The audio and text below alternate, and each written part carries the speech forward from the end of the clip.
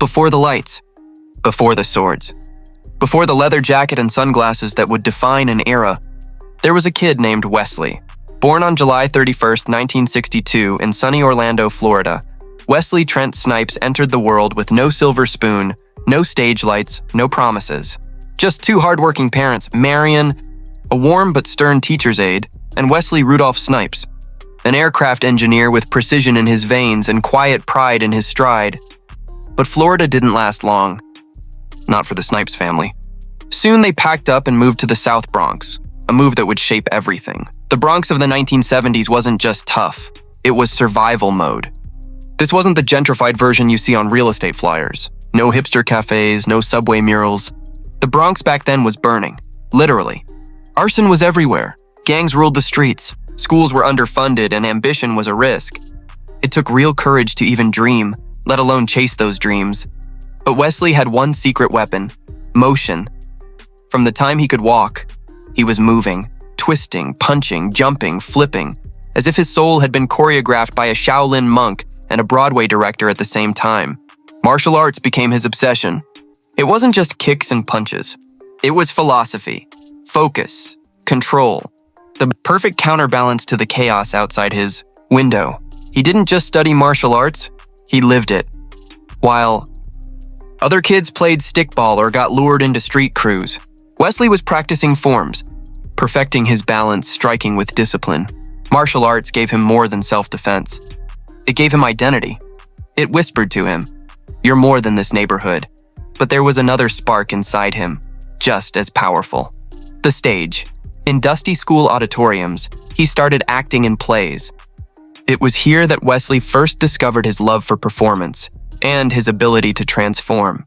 One moment, he was a poor kid from the Bronx. The next, a king, a soldier, a legend. He auditioned for the prestigious High School of Performing Arts in Manhattan, a place made famous by the show fame. Getting in wasn't easy. The competition was fierce, the standards unforgiving. But Wesley had that spark, that intensity, that fire. He made it in.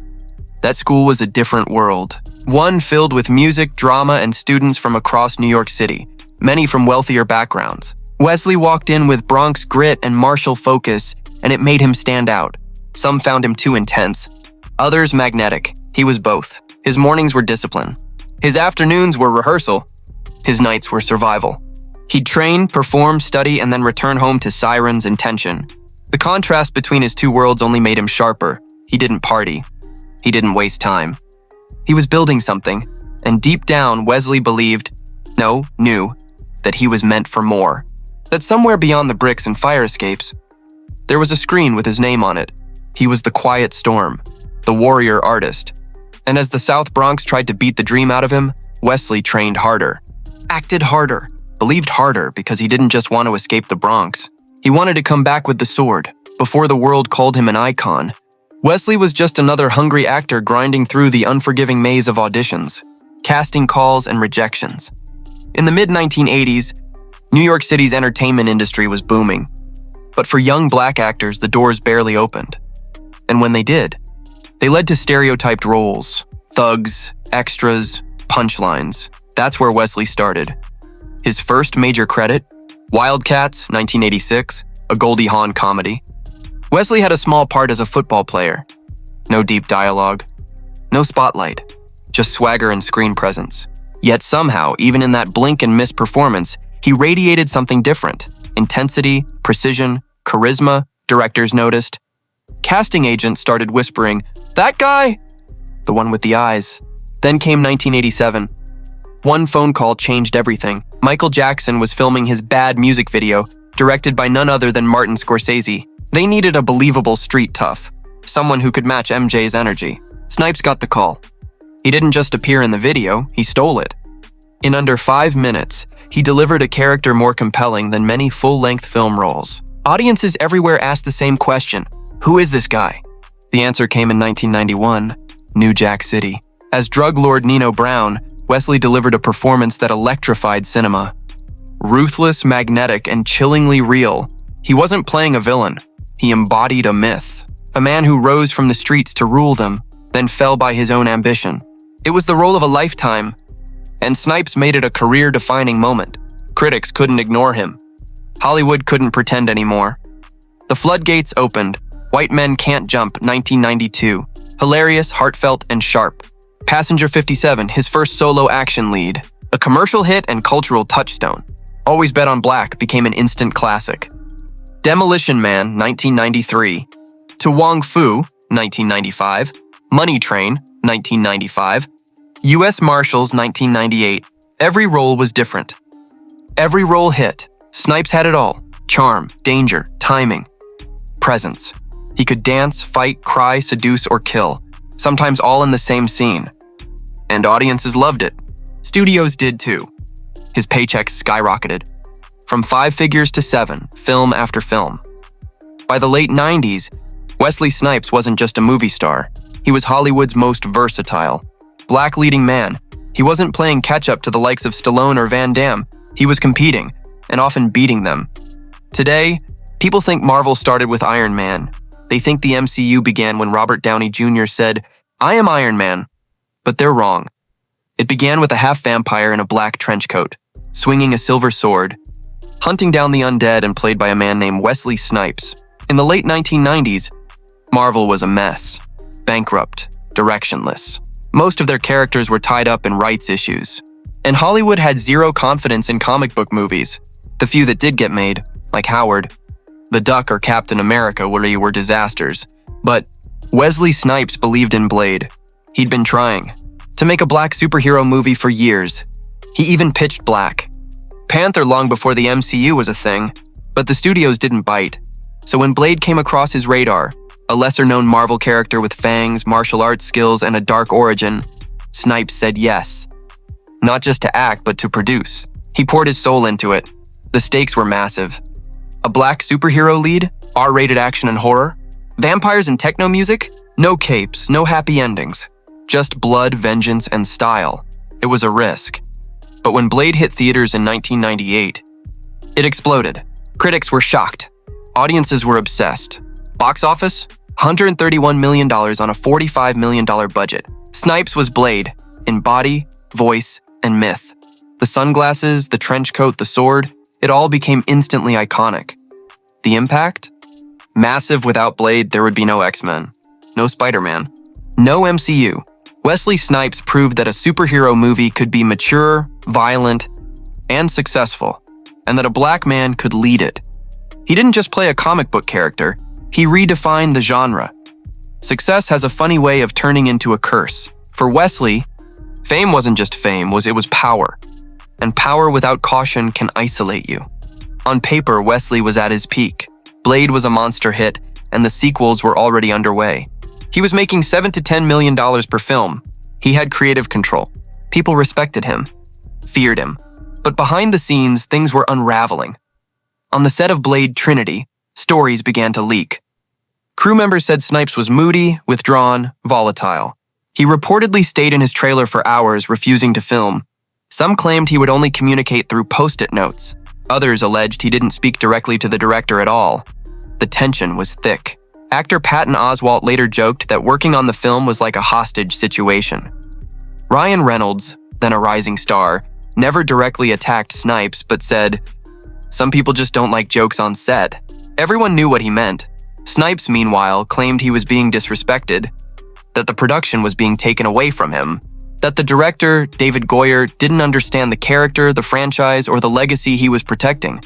Whether it was ego, paranoia, or creative frustration, the damage was done. When Blade Trinity was released in 2004, it made money, $131 million, but the critics hated it.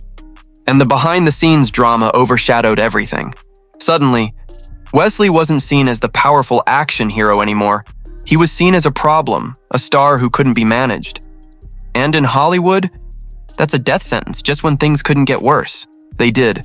As the dust settled from Blade, Trinity, Wesley's name started popping up in headlines again. But this time, not on movie posters, on tax documents. Between 1999 and 2004, Wesley Snipes didn't file a single federal tax return. Not one. He claimed he had been misled by advisors, that he joined a group of tax protesters who believed income taxes were unconstitutional. They called it the 861 argument, a bizarre legal theory that claimed most Americans didn't owe federal tax. The IRS disagreed. They hit Wesley hard in charging him with 6 counts of tax fraud and conspiracy. The public reaction? Shock. This wasn't some reckless celeb wasting money. This was Blade, a warrior, a hero, now accused of cheating the government? The trial was a media circus. Prosecutors painted him as arrogant, a millionaire trying to outsmart the law. Snipes' team argued he was naive, misled by con men, and genuinely believed he didn't owe anything. In 2008, the verdict landed, not guilty on the most serious charges, but convicted on 3 counts of willfully failing to file tax returns. The sentence? 3 years in federal prison. The headlines were brutal. From Hollywood to cell block. Blade behind bars. The fall was complete December 9, 2010. Wesley Snipes stepped through the gates of McKean, federal correctional institution in Pennsylvania. No entourage, no red carpet, no applause, just bars. He was inmate number 433550018. Gone were the $1 million trailers and designer clothes. Inside, he wore gray, ate cafeteria food, shared space with strangers who only knew him as Wesley. But Snipes didn't complain. He read obsessively, practiced martial arts every day, meditated, stayed out of trouble. He used the time to reflect about Hollywood, about fame, about the people who disappeared when the spotlight dimmed, about family, fatherhood, time. He missed his kids deeply. He missed making art, but he didn't let it break him. After 28 months, he walked free in April 2013. No press conference, no tears, just a quiet line. It's been a hell of a journey. Freedom didn't mean victory. While Wesley was out of prison, the IRS was still on his neck. They said he owed $23.5 million in back taxes, interest, and penalties. Wesley tried to negotiate. He offered $842,000 to settle it, hoping they'd take it as a peace offering. They refused. The case dragged on for years. Eventually, the debt was lowered to around $9.5 million, but it was still devastating. Snipes sold his $5.6 million mansion in Alpine, New Jersey. Luxury cars, investments, properties, gone. From box office king to financial survivor. He once made $13 million for a single Blade movie. Now, he was worth less than what he owed. But through it all, he never quit. Most people thought he was done. 3 years in prison, a $23 million debt, a reputation burned to ash. In Hollywood, those things aren't setbacks. They're execution sentences. But Wesley Snipes? He was never built like most people. In 2014, just 1 year after his release, he returned to the big screen in a film that felt like poetic justice. The Expendables 3. The cast was a who's who of action royalty. Stallone, Statham, Schwarzenegger, Banderas. And there, standing tall among them, was Wesley. His role? Dr. Death, a knife-wielding killer who'd been locked away in a hellhole for years. Sound familiar? And then the line that brought theaters to their feet. What were you in for? Tax evasion. He said it with a smirk. The theater roared. It was self-aware, funny, painful, and perfect. The man was reclaiming his story. Critics praised him. Fans cheered. Younger audiences, who had only heard his name in scandals, finally saw what he could do on screen. The man still had it. The speed, the presence, the eyes. But Snipes wasn't done. In 2021, he made another splash, this time in Coming to America, the long-awaited sequel to Eddie Murphy's 1988 classic. Wesley played General Izzy, the over-the-top military dictator with bizarre dance moves, flowing robes, and insane comedic timing. He stole every scene. People weren't just surprised, they were stunned. Wait, that's Wesley Snipes? He wasn't trying to be Blade, he wasn't chasing his old image. He was having fun, letting loose, showing that he was more than a sword and a snarl. It worked. Snipes reinvented himself, not by changing who he was, but by embracing every piece of his journey. The rise, the fall, the recovery. Then the moment no one saw coming, 2024. Deadpool and Wolverine. Theaters were packed. Fans expected laughs, cameos, chaos. And then it happened. A silver sword. A black trench coat. A single word from Ryan Reynolds. Blade?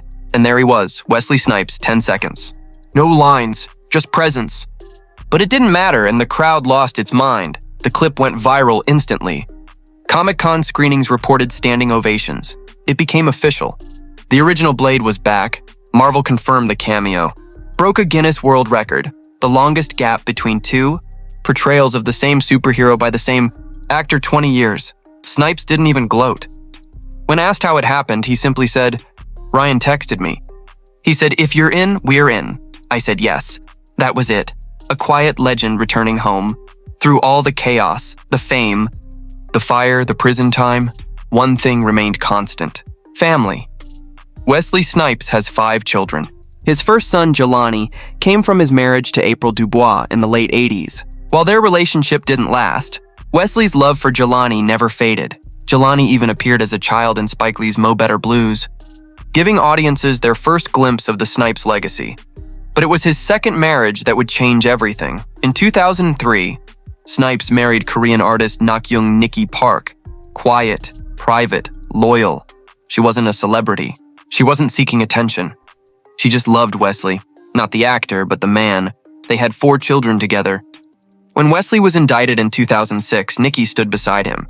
When he was sentenced in 2008, she held their family together. And when he walked into prison in 2010, she became a single mother to 4, shielding them from headlines, raising them in peace. Wesley later said the hardest part about prison wasn't the routine or the bars. It was being away from my babies, from Nikki. He asked to delay his sentence just to explain it to his youngest, who was only 4 years old at the time. Inside his prison cell, he kept photos of his wife and kids. He read their letters like scripture. They were his lifeline. When he got out, he made a promise to be present, to protect what mattered, to give them a better version of himself. In Coming Second America, all 5 of his children appeared in the background of various scenes. Snipes said it wasn't just a cameo, it was a tribute. They're the reason I smile. They're the reason I'm still here. In interviews since his release, Wesley rarely talks about Hollywood. He talks about time, family, gratitude. The man who once defined cool now defines commitment. So where does Wesley Snipes stand today? He's no longer Hollywood's golden boy. The blockbuster roles don't roll in like they used to. The magazine covers now go to a new generation, but that doesn't matter because legends don't need the spotlight. Wesley Snipes is a legend, not just because of Blade, though that alone would be enough. Not just because he helped build the Marvel empire on before anyone knew what the MCU was. Not just because he made it out of the South Bronx, survived fame, prison, scandal, and debt. But because he rose again. Most stars fade when they fall. They spiral. They vanish. Wesley Snipes transformed. He grew quieter, deeper, more grounded. He embraced fatherhood. He embraced humility. And then, when the time was right, he stepped back into the light. Not with arrogance, with grace. In today's world of manufactured fame and disposable talent, Wesley stands out for what he's become, a man who knows what the bottom feels like. A father who treasures time over headlines, a warrior who still trains every day, and an actor who, with just a look, can still steal a scene. His story is no longer just about action movies or vampire hunters. It's about resilience, identity, redemption, because Blade doesn't die, and neither did Wesley Snipes.